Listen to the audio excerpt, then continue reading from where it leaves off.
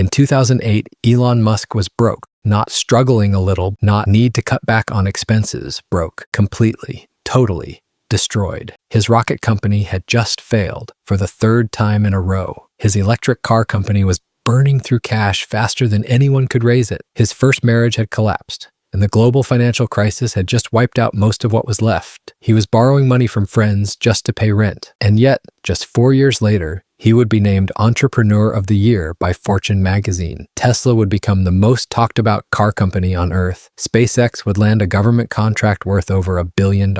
So what happened between rock bottom in 2008 and all of that? That's exactly what this story is about. Before the rockets, before the billions, before the controversies and the Twitter wars and the headlines, there was a strange, skinny kid in Pretoria, South Africa, who had absolutely no friends. Elon Reeve Musk was born on June 28, 1971. His father, Errol Musk, was an engineer. His mother, May, was a model and dietitian. On paper, a comfortable family. In reality, a complicated one. Elon's childhood was not a happy story. He was bullied relentlessly at school. Not occasionally, relentlessly. At one point, a group of boys threw him down a flight of stairs and beat him until he was unconscious. He was hospitalized. But here's the thing about Elon that almost nobody talks about. While other kids were outside playing, he was reading. Not children's books, not comics. He was tearing through encyclopedias, science fiction, philosophy, and engineering textbooks, finishing entire volumes the way other kids finish Saturday morning cartoons. By age 12, he had taught himself to code.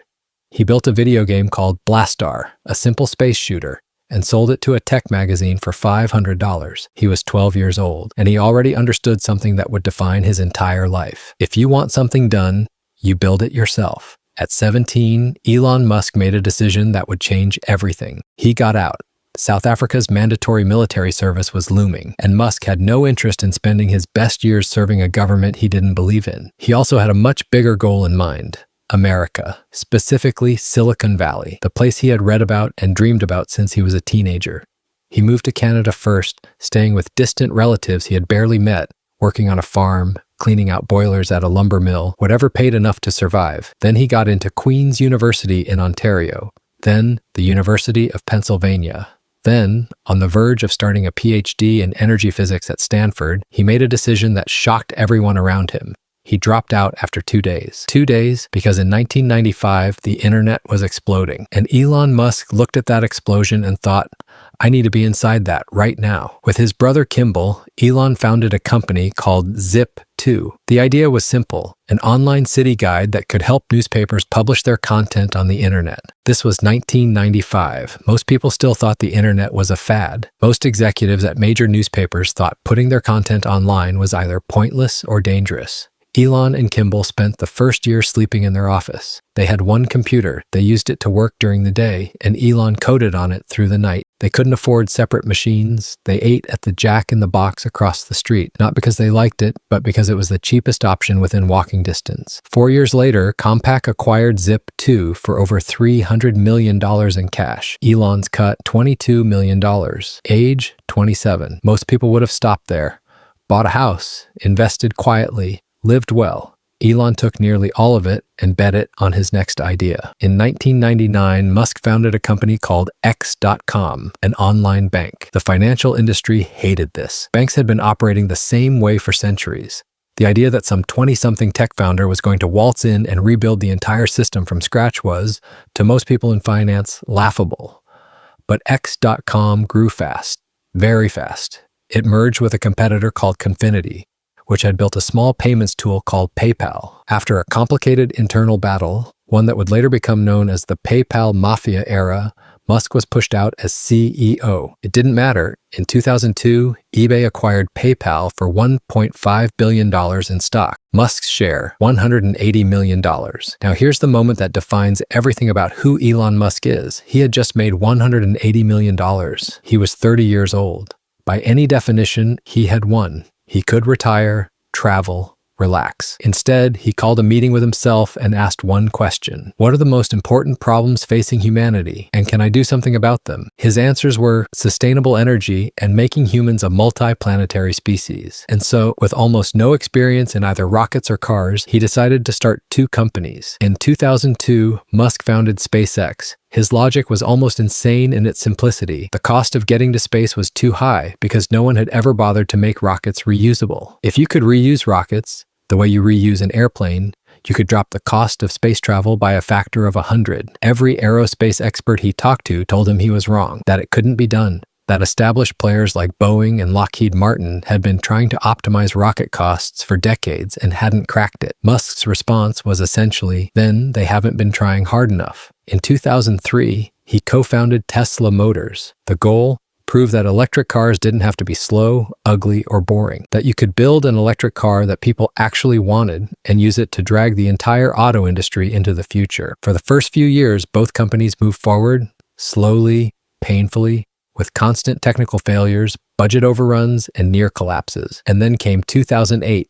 In 2008, SpaceX's Falcon, one rocket failed for the third consecutive time. Each launch failure had cost millions of dollars. After 3 failures, Musk had enough money for exactly one more attempt. If the 4th launch failed, SpaceX was over. Not restructured, not paused. At the same time, Tesla was on the edge of bankruptcy. The 2008 financial crisis had frozen credit markets. Investors were pulling back from everything. The original Tesla Roadster was years behind schedule and massively over budget. Suppliers were demanding payment. Employees hadn't been paid. Musk later said he split his last available money, around $30 million, between both companies in a final attempt to keep them alive. His personal life was collapsing alongside his businesses. His marriage ended in divorce. He was borrowing money from friends. He told an interviewer that he was struggling to keep himself together emotionally. On September 28, 2008, with Musk standing in the control room watching through monitors, the Falcon 1 launched for the 4th time. For the first time in history, a privately funded liquid-fueled rocket had reached Earth orbit.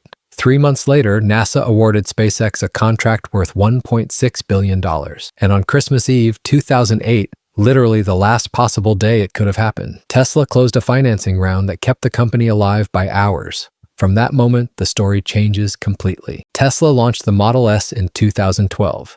It wasn't just a good electric car, it was voted the best overall car in America by Consumer Reports. That had never happened to an electric vehicle, ever. SpaceX began landing rockets vertically on drone ships in the middle of the ocean, something the entire aerospace industry had said was physically impractical. Then they started reusing those rockets. Then they started launching more missions per year than any other rocket company on Earth. Tesla's stock price began climbing. Then it climbed faster. By 2020, Tesla was worth more than Toyota, Volkswagen, Ford, and General Motors combined, despite producing a fraction of the cars they made. In January 2021, Elon Musk became the richest person in the world. The boy from Pretoria who had been beaten unconscious in a school hallway, who slept on a couch in a tiny startup office and ate discount fast food for years, who had lost almost everything in 2008, was now worth over $200 billion. But here's what most people miss when they tell the Elon Musk story.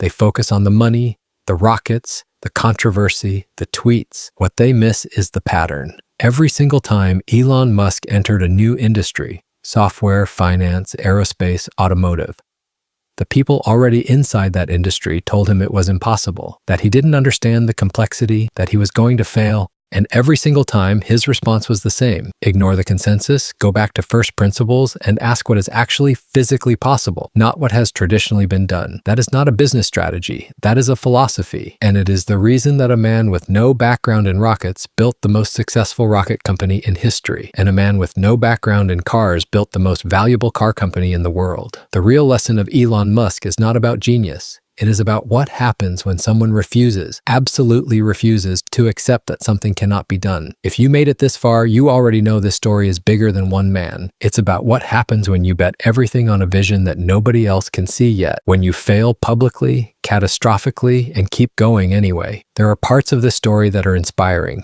parts that are complicated, and parts that are still being written. But one thing is not in question. In 2008, Elon Musk had nothing, and he built it all back anyway.